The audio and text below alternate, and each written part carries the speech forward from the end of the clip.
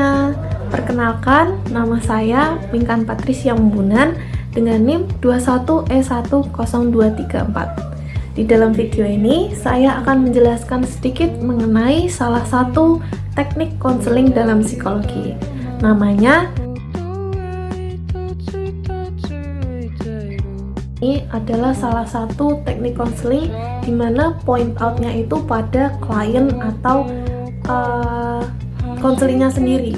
Jadi klien ini mencari solusi atas permasalahannya itu dari pemikirannya dia sendiri dengan cara konselor yang mengajukan pertanyaan-pertanyaan yang memancing konseli untuk menemukan solusi atas permasalahan yang mereka miliki itu.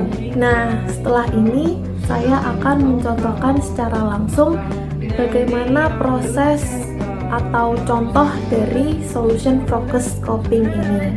Mari simak. Selamat siang. Selamat siang. Gimana kabarnya hari ini, Kak? Baik. Ya, oke, kenalkan nama saya Pinkan Patricia Mumbunan. Biasanya saya dipanggil Patricia. Di sini pada siang ini saya akan menemani kamu dalam sesi konseling ini. Yang boleh tahu nama kakak siapa? Nama saya Haritsa Suandeni. Teman-teman saya biasa panggil saya Nisa gitu. Oke. Kalau boleh tahu nih, kenapa Kak Nisa datang ke saya? Karena tuh saya mempunyai kayak trauma terhadap masa lalu gitu loh. Trauma gimana nih? Jadi itu saya pernah menjalin satu hubungan sama seseorang, tapi itu hubungan itu tuh tidak berjalan baik. Kalau boleh tahu, selama ini Kak Nisa itu udah ngelakuin apa aja buat ngelupain masa lalu itu?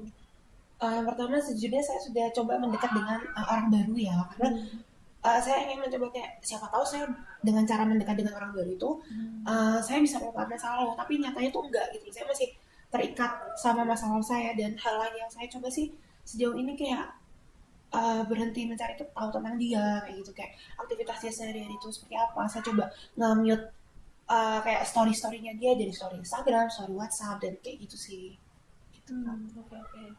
Kalau menurut Kak Nisa nih, udah berapa persen sih berhasil usaha Kak Nisa itu? Kalau 1-100 sih saya merasa udah melakukan 75% usaha saya ya. 75% Iya. berhasil. Iya, berhasil. Gitu. Oke, 1-100 Kak Nisa yakin 75% kalau usaha Kak Nisa ini berhasil.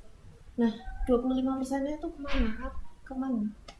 Saya tuh mikir kalau misalnya nanti suatu saat dia bakal balik lagi ke saya gitu, dengan saya yang udah range move on-nya dari 1-100, udah sampai 100, kan kemungkinan besar saya udah nggak mau balik gitu kan ke dia. Jadi kayak ya 25%-nya nanti dulu lah. Saya ini lagi berusaha, sebenarnya saya berusaha memenuhi 100-nya itu, tapi kayak ini 75% dulu lah, karena saya juga masih kepikiran, masih sering kayak ngestak dia kayak gitu loh Kak. Jadi kayak sewaktu-waktu kalau dia balik lagi ke saya tuh udah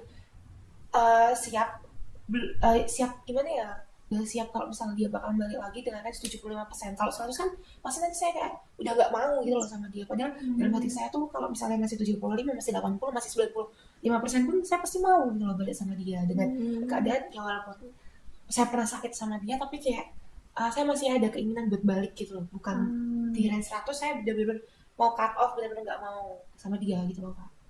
Emang apa sih yang bikin Kak Nisa tuh kayak istilahnya stuck sama dia, nggak mau pisah sama dia?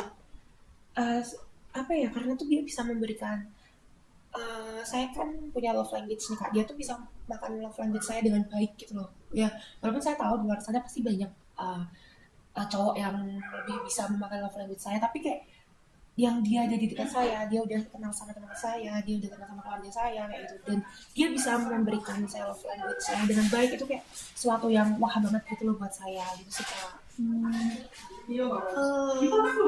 Kalau misalnya Kak Nisa sama itu pasangan Kak Nisa dulu itu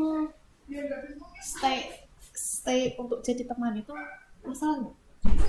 Kalau stay untuk jadi Rasanya teman, kurang gitu.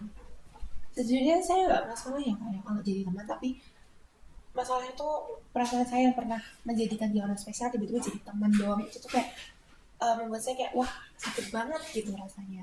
Gitu Kak. Oke, pertanyaan terakhir nih, misalnya Kak Kak Nisa udah nemuin sosok yang baru. Nah, itu gimana?